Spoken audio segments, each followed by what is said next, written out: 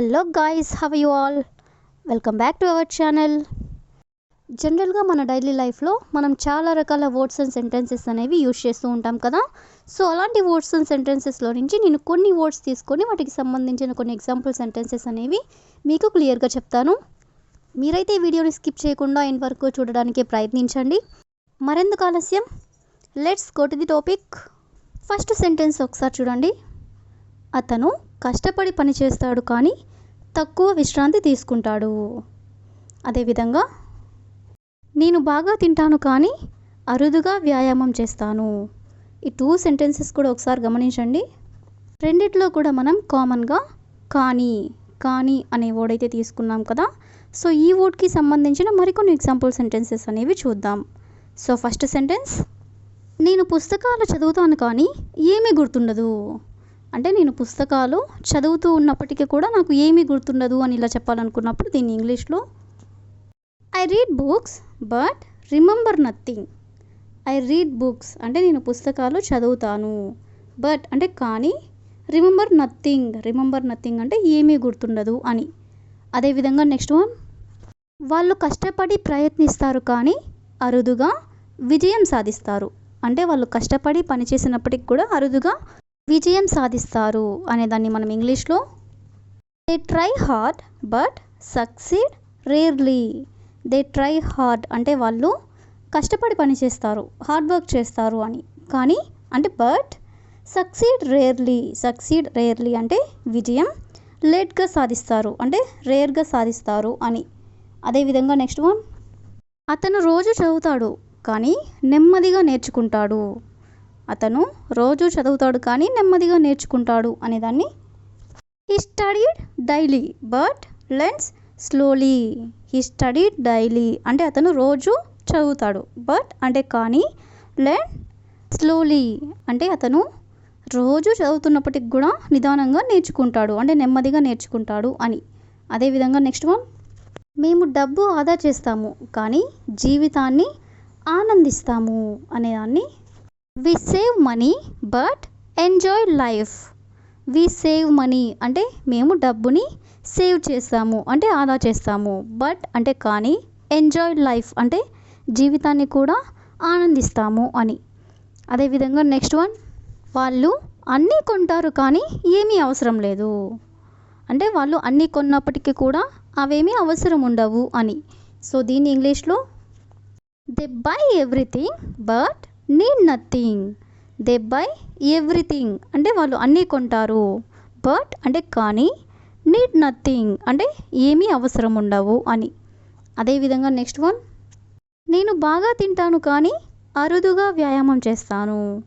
దీన్ని మనం ఇందాక ఎగ్జాంపుల్ సెంటెన్స్గా చెప్పుకున్నాం కదా. సో దీన్ని ఇంగ్లీష్లో I eat well but exercise rarely.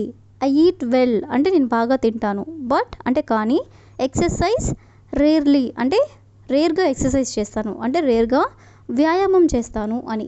So ఈ విధంగా మనం కొన్ని ఎగ్జాంపుల్స్ అనేవి చూసాం కదా. నెక్స్ట్ సెంటెన్స్ ఒకసారి చూడండి. నువ్వు ఇంత పని ఎందుకు చేస్తావు అంటే ఇంత పని నువ్వు ఎందుకు చేస్తున్నావు, లేదా నువ్వు ఇంత మందు ఎందుకు తాగుతున్నావు. ఈ విధంగా మనం ఎవరినైనా అడుగుతూ ఉంటాం కదా. సో ఇలాంటి సెంటెన్సెస్ని మనం ఇంగ్లీష్లో ఎలా చెప్పాలో మరికొన్ని ఎగ్జాంపుల్ సెంటెన్సెస్ ద్వారా తెలుసుకుందాం. సో ఫస్ట్ సెంటెన్స్, నువ్వు ఇంత సమయం ఎందుకు వృధా చేస్తావు అంటే ఎందుకు ఇంత టైం వేస్ట్ చేస్తావు అని. దీన్ని మనం ఇంగ్లీష్లో why do you waste this much time.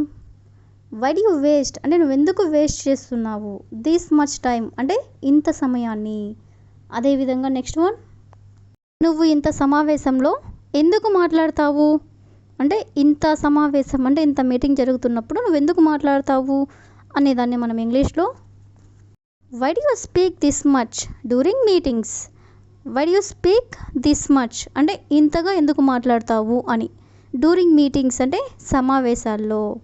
అదేవిధంగా నెక్స్ట్ వన్, నువ్వు ఇంత బట్టలకు ఎందుకు ఖర్చు చేసావు అనేదాన్ని why do you spend this much on clothes.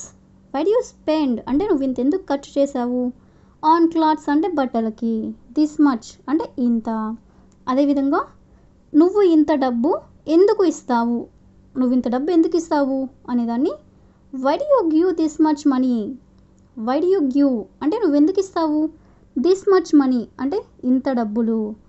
అదేవిధంగా నెక్స్ట్ వన్, నువ్వు ఇంత సమయం ఎందుకు తీసుకుంటావు అనేదాన్ని why do you take this much time.